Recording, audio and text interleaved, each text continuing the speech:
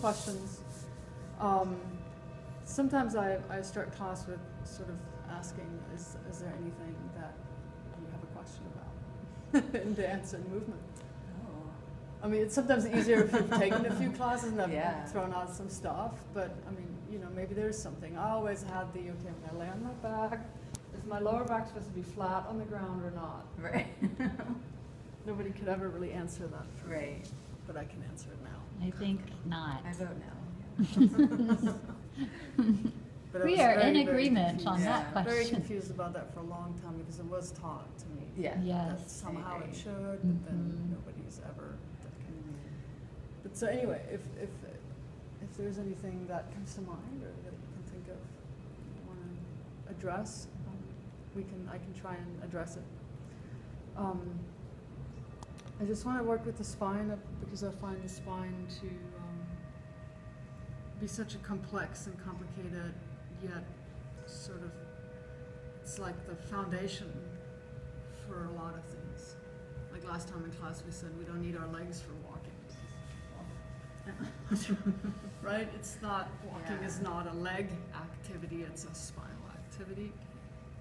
And the legs are the extension, like the stilts, and you can go higher and higher, and you can still walk. Right? But to understand and to feel a little more about the spine. And then this model helps me illustrate the way I currently understand the body, instead of thinking of it as a column, everything is stacked on top of each other, and the bottom bears the most amount of weight. It's a tensegrity, a biotensegrity model, where the rigid components, the bones, are floating within a tensional web, which is, you know, muscles, mostly myofascia, fascia, and all the other tissues, also the skin and everything. So basically all the connective tissues are connecting these bones, and they're floating, so they're not actually touching. So I like to think of every bone as a sesamoid bone, which is a bone that doesn't have a direct joint partner, but it's kind of like the patella. It's floating within a tendon. So it's obviously a sesamoid bone. It's a sort of floating bone, but I think of every bone as a floating bone. And with proper tension, with a little bit of tone, you allow everything to float, so you're not like, right? You know what I mean? Or, but there's a nice, good, you know, if I crush it too much, then it doesn't work. If I pull it too much, it doesn't work. So to find its ideal, healthy, bouncy, it's a elastic and bouncy situation. It keeps its shape in any direction. I can do a handstand and still function. I can lay on my back, I can walk, I can, you know, I mean, all these things work, and I can find and sense this tensegrity within the structure. So just a way more complicated setup than this sort of simple model. So if we look at the spine, wish we had one more person. Could have a partner and you guys could work together. I know. Here's Sam. Why don't we start kind of just for a second with looking and maybe just touching this thing, because it's not another person yet. I mean, it's a model of what used to be an alive person. It's a female pelvis, and so it's about the weight that, you know, it's about similar, equal, close to equal weight to what our spines and pelvises weigh. And just to kind of see, you know, we often have this sort of simplified idea of go forward, vertebra by vertebra, and come back up. And I think we give everything sort of equal value and equal role. Mm-hmm. And if you look at them, they all look different. Mm-hmm. They look different at the top. This one's very different from this, very different from this. These have these little dovetails, and then they get really big and chunky, and these are like thorns, like dinosaurs, something more, you know what I mean? They change, so they have different shapes, and they also have slightly different ways of functioning. So some things maybe that you see or that you find as interesting, or is there anything that you notice, or? I mean, does it have a little scoliosis going on? Yeah, it's, well, I don't know, it's just leaning to the side, a Oh, little, just right? So we're just So it has a wire in it, which I oh, okay. think, right? So it has the ability for me to do things to it, and it stays. So, but in the normal spine, so if you're sitting on our, so let's sit on our sit bones, or you can keep filming, but sit on the sit bones. You can feel this ability to rock. Go way back, which is when we start to get onto the coccyx.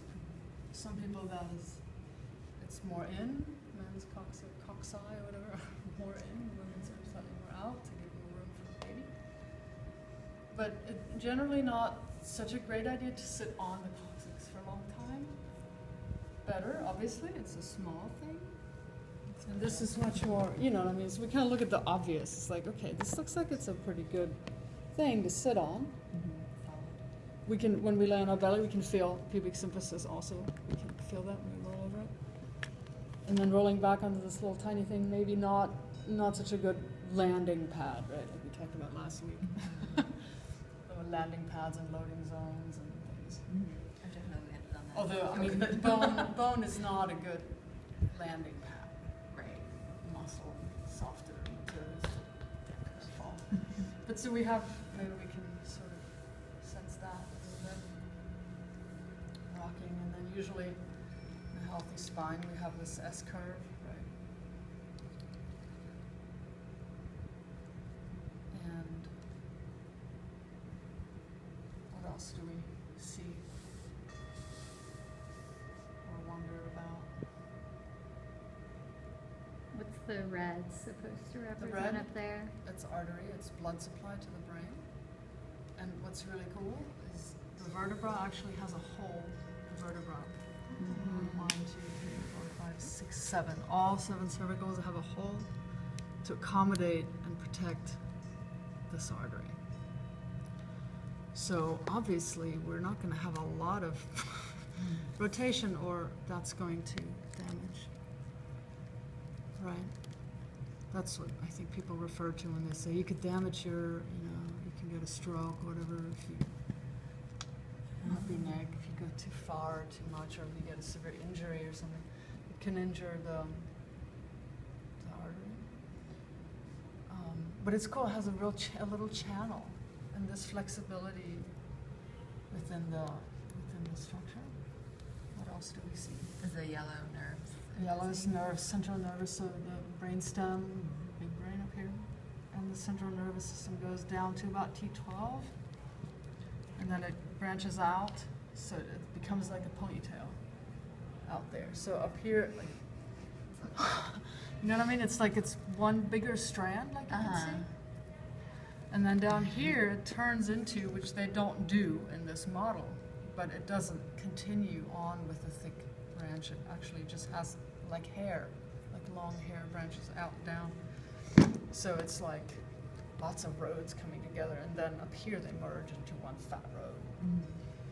So that gives more flexibility also at T12, which we sort of consider sort of our movement center.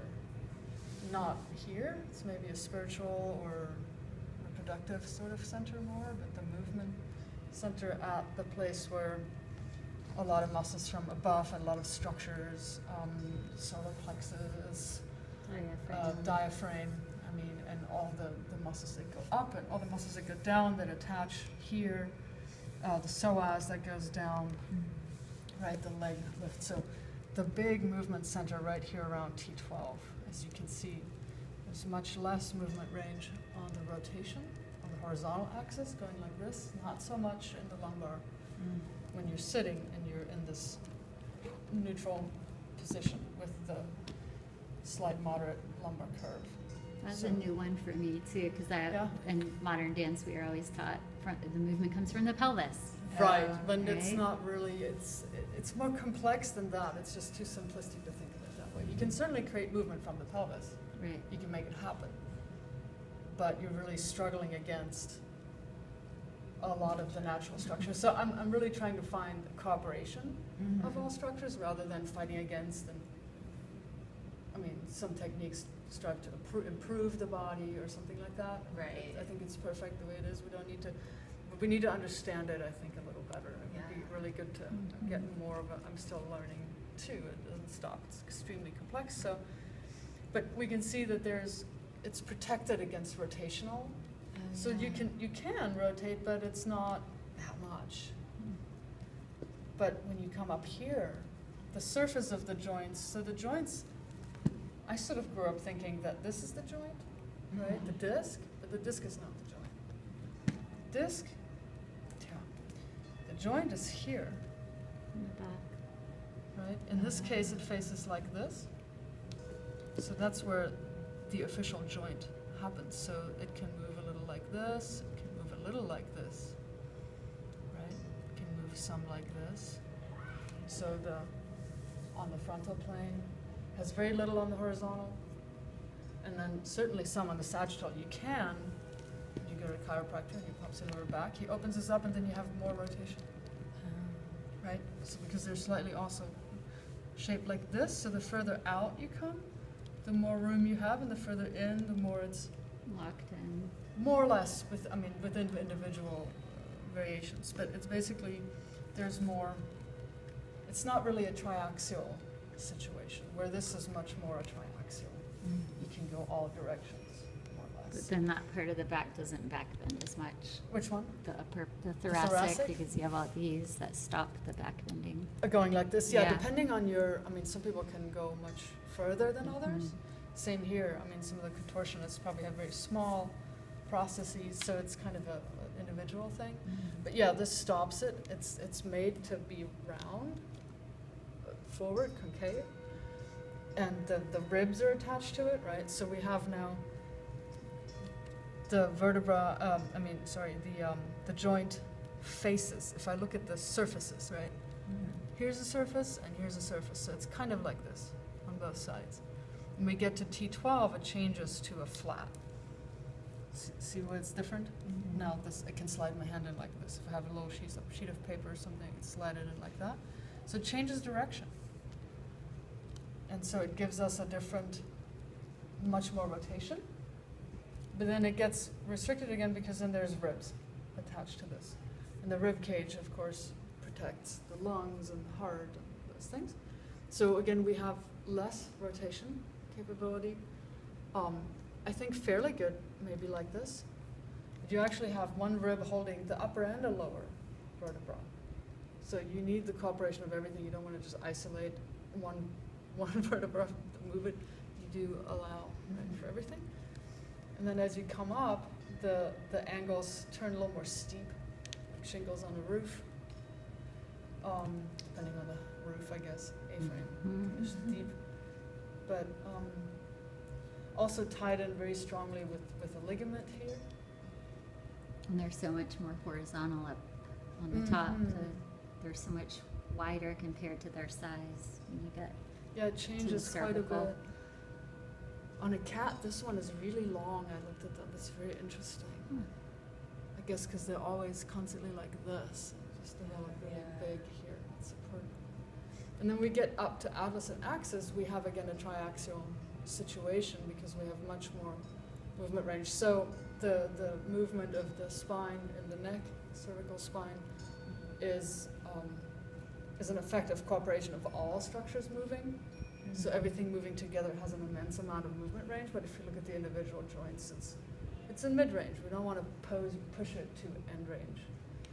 And when you get up to the top one, you have a lot of this movement here at atlas and axis, and then the occiput resting on. And it actually has sort of a triaxial ability a little bit. So check it out, maybe? Touch, feel, move. And